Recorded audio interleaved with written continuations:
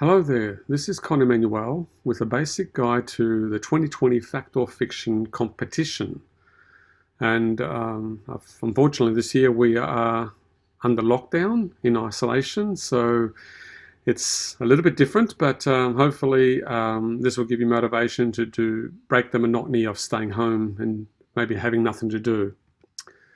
So this is the fifth or sixth year now that I've been coordinating this competition, and it's open to all students across all courses and campuses.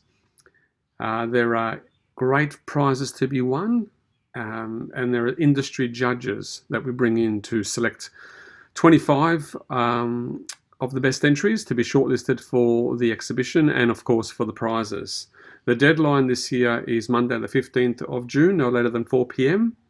So as long as you get your entry into the visual arts reception or the reception for your department by that date, you'll be fine. Okay, let's have a look at the competition guidelines. So firstly, all entries must be A3 in size, strictly A3 and strictly tall in orientation. The judges will not even look at it if it doesn't meet these basic measurements and orientation. So remember that, A3. Your portrait has to be of a well-known person or character, whether it's fictional or factual. So someone that's either dead or alive, or someone that actually existed in the world, or someone that's made up.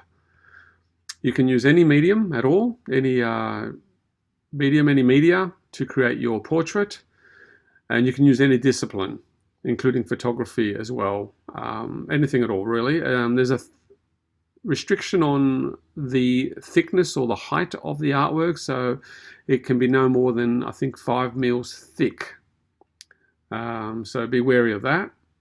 If you are creating your work as a digital entry, you must submit a print of it, and I would recommend going for an inkjet print, a high quality inkjet print, like somewhere at Image Science would be a great place to go.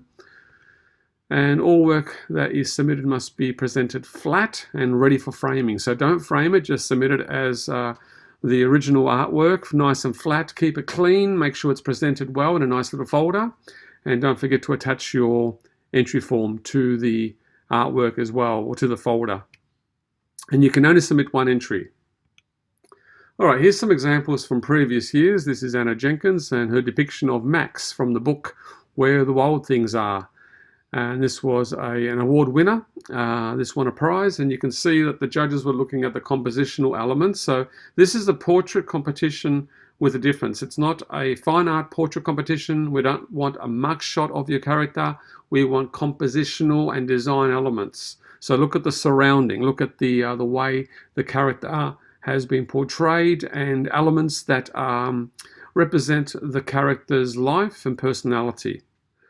As in this case by Judy, Michael Jackson, what she's done here quite well is in the body of the character, in his clothing, she has presented moments from his life to represent who he was as a child star and the hardship that he had maybe endured with such a domineering parent as his father.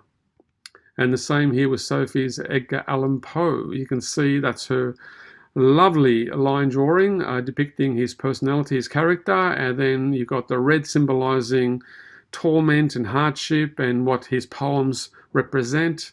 And I can't remember what the building in the background represents, but the judges were certainly interested in reading more than just the portrait into this piece. So with the judges, we select industry judges. There's no teachers involved, no employees of Melbourne Polytechnic. They have to look at over 80 entries most years, and they choose the top 25 for the final round, for the exhibition. And then the awards are handed out by the judges.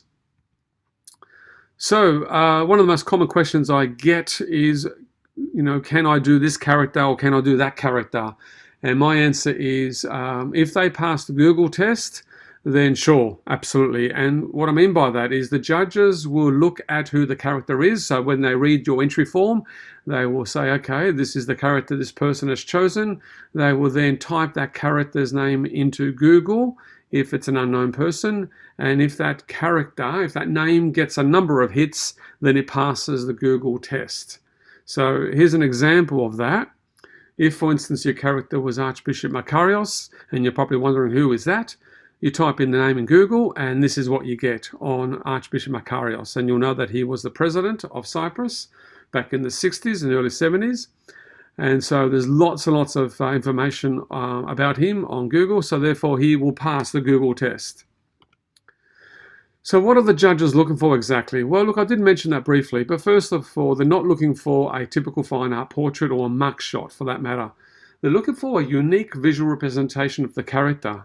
There's something that incorporates the visual and maybe design elements that help to embody and represent the character's life and personality.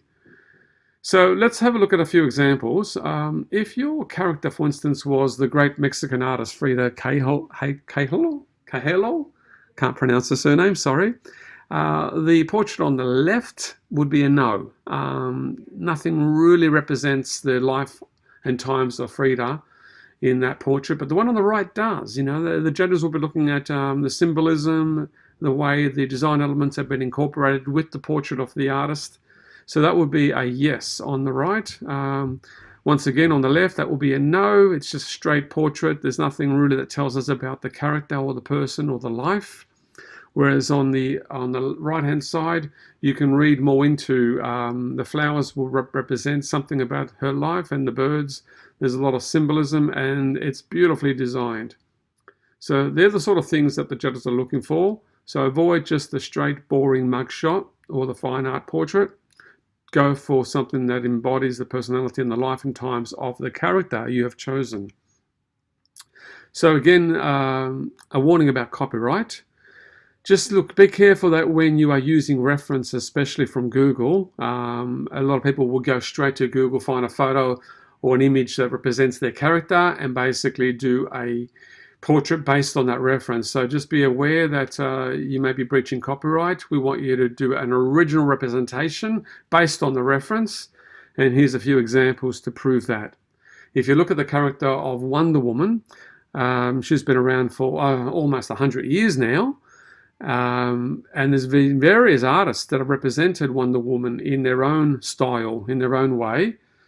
And so that's what we want from you. You know, create your own version.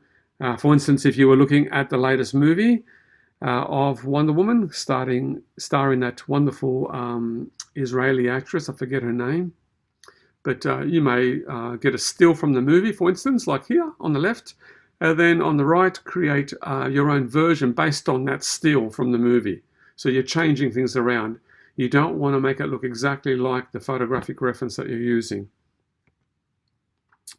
If you need any more information about fact or fiction, you can visit my blog, and there's the address, conartist.me, and then you click on the link for fact or fiction, and you'll be able to find some more information, including this video, on my blog. So good luck. Don't forget the deadline, the 15th of June, and hopefully we'll get some wonderful entries this year. Take care. Bye-bye.